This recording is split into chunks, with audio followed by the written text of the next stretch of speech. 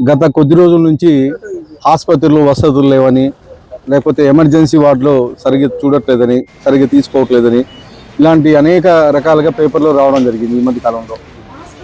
అసలు ఏం జరుగుతుంది హాస్పిటల్లోని చెక్ చేద్దామని చెప్పేసి మార్నింగ్ 5 o'clock రావడం జరిగింది.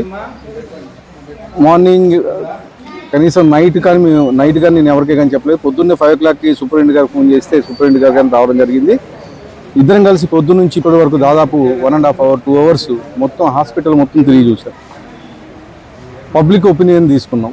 ఫస్ట్ పోవడంలోనే ఎమర్జెన్సీకి వెళ్తే దాదాపు 30 బెడ్లు ఎమర్జెన్సీలో ఉన్నాయి.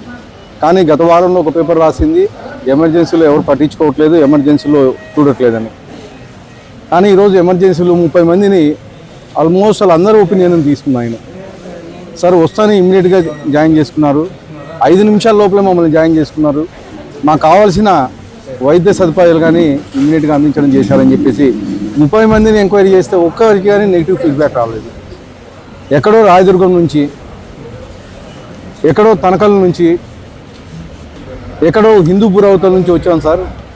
రాత్రి 1 గంట అప్పుడు వచ్చినాము, తెల్లవారుజామున 3 గంటలప్పుడు వచ్చినాము, వస్తానే 5-10 నిమిషాలు హాస్పిటల్లో అనే ఒపీనియన్ పబ్లిక్ ఒపీనియన్. అంటే పేషెంట్తో పాటు వచ్చిన వాళ్ళు ఏమైనా సమస్యలు ఉన్నారు.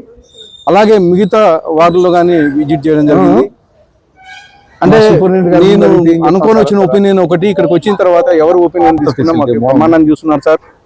ఇంజెక్షన్స్ సకాలంలో ఇచ్చేస్తున్నారు, బాగానే చూస్తున్నారా, కావాల్సినవన్నీ సేపట్లో జాయిన్ ఏదైనా అవసరం అయితే ఇమీడియట్ గా అడుగుతానే ఇమీడియట్ గా వచ్చి చూస్తున్నారు అని చెప్పేసి తెలియజేస్తా ఉన్నారు. ముఖ్యంగా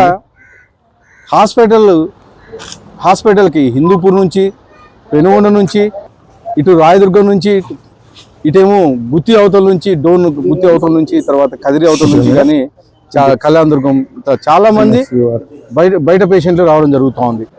ఏ ఊరున్నా ఇంత ప్రెషర్ ఉన్నా కానీ,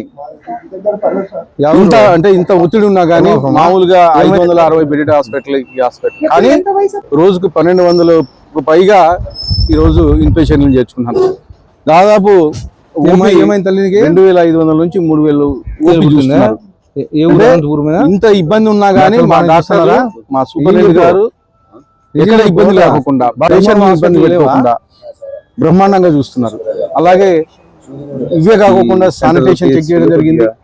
అలాగే సెక్యూరిటీ సింపుల్ గా, తర్వాత కొన్ని వార్డులు అంటే కన్స్ట్రక్షన్ చేసి పెట్టడం జరిగింది.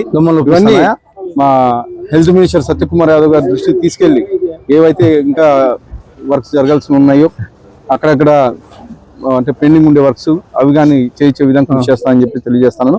అలాగే కొన్ని చోట్ల మందులు షార్టేజ్ ఉన్నాయని చెప్పేసి వార్డులో చెప్పడం జరిగింది. అంటే రెగ్యులర్ మందులు కాకుండా అప్పటికప్పుడు కొనవలసిన మందులు అవి కానీ సూపరింటెండెంట్ గారు ఇండియన్ పెట్టమని చెప్పేసి వాళ్ళకి చెప్పడం జరిగింది. ఇలాంటి చిన్న సమస్యలు తప్ప ఓవరాల్ గా పబ్లిక్ ఒపీనియన్ అయితే చూసి క్లీన్ చేయించండి అంటే 98%. అంటే ఒక్క కంప్లైంట్ మాత్రమే ఇంతమంది ఉంది, అది కానీ ఏసీలు అని చెప్పేసి ఒక కంప్లైంట్ ఉంది. దాని కానీ ఏసీలు కానీ గత వారంలో